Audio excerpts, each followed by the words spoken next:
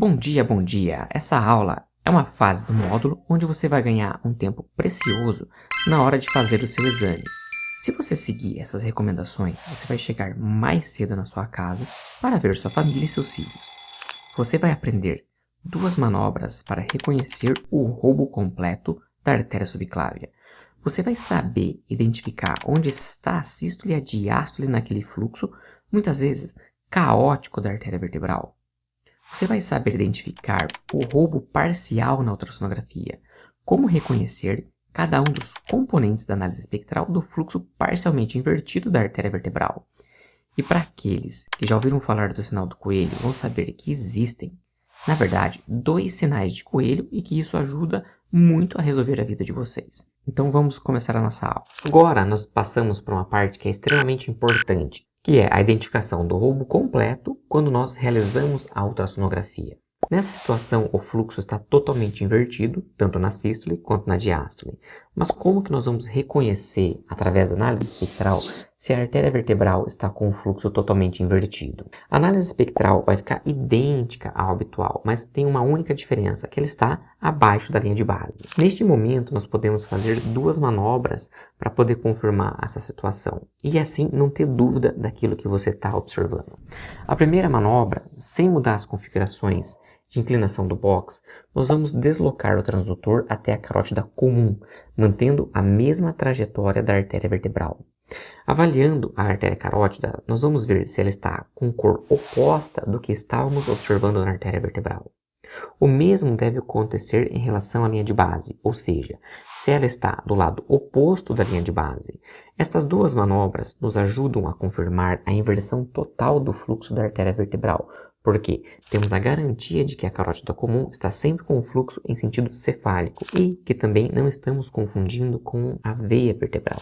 A segunda forma, sem mudar as configurações do box, nós vamos comparar a vertebral que nós supostamente entendemos como um fluxo totalmente invertido com a vertebral contralateral. Se elas demonstrarem fluxos opostos, estamos diante de uma inversão de fluxo da artéria vertebral.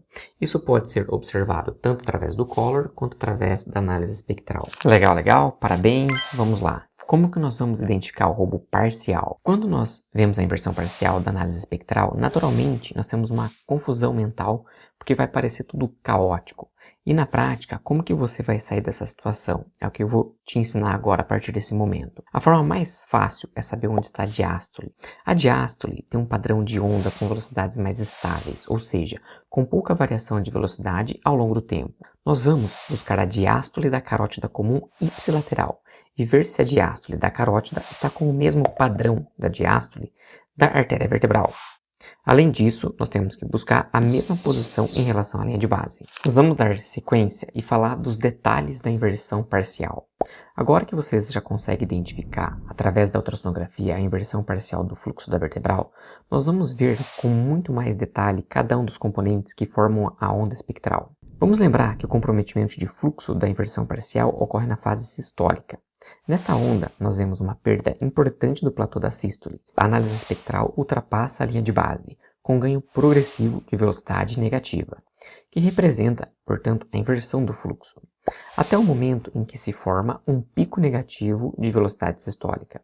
Após isso, começa a perder velocidade de fluxo retrógrado até atingir a linha de base novamente e iniciar a fase diastólica que está na posição adequada. Portanto, uma dica valiosa dentro da inversão parcial é a presença da sístole de dois picos, um para cima da linha de base e outro abaixo da linha de base. A forma de onda espectral no roubo parcial da subclávia foi descrito como sinal de coelho, devido à sua semelhança com o contorno de um coelho. E se eu te falar que existem dois sinais de coelho, e por isso que você está aqui hoje, para ter esse conhecimento? Para começar, o sinal do coelho só é descrito no roubo da subclávia, e é na análise espectral do roubo que você vai observar esse sinal.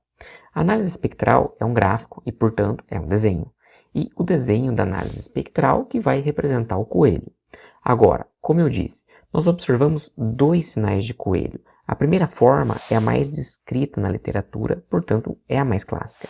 O segundo, que eu vou detalhar adiante, é menos comum e muitas pessoas nem fazem ideia de que existe. Mas a partir desse momento que eu vou mostrar o primeiro coelho, você vai identificar facilmente o segundo. Isso por quê?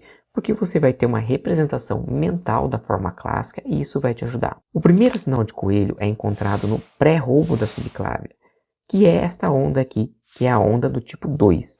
A onda do tipo 2 tem o vale da desaceleração médio-sistólica no mesmo nível da velocidade diastólica final. Lembrando que a onda do tipo 1 tem o vale acima da velocidade diastólica final. O segundo coelho, ou a segunda forma de coelho, é o espelho do primeiro coelho. Ou seja, enquanto o primeiro coelho olha para um lado, o segundo coelho vai olhar para o outro lado. E é este coelho que é encontrado nas ondas do tipo 3 e 4. Lembrando que a onda do tipo 3 ainda é um pré-roubo, com o vale da desaceleração médio-sistólica na linha de base. E a onda do tipo 4 é a inversão parcial do fluxo sistólico. Particularmente, quando eu olho a análise espectral, as ondas tipo 3 e 4, portanto as não clássicas, representam melhor o coelho do que a onda do tipo 2. Mas isso é uma questão pessoal.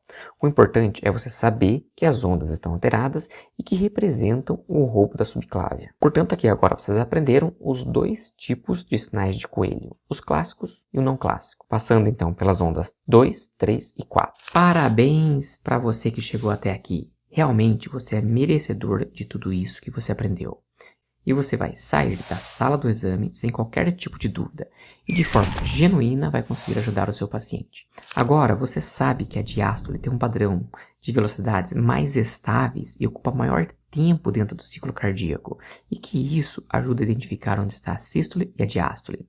Além disso, você aprendeu que a comparação da artéria vertebral alterada com a vertebral contralateral e com a carótida é um passo extremamente importante. E eu tenho certeza de que você vai encontrar o seu coelho dentro da análise espectral. Nos meses de elaboração deste módulo, eu fiquei todo dia buscando a resposta para uma pergunta. Você quer saber qual é? Então vai lá. Se a estenose da subclávia é a mesma durante a sístole e a diástole, por que é a sístole que se altera primeiramente e não a diástole? Você pode perguntar para os seus professores que eu tenho certeza que eles não vão conseguir te responder. Se você é uma pessoa que fica intrigada como as coisas realmente acontecem, a próxima fase é para você e te vejo até lá.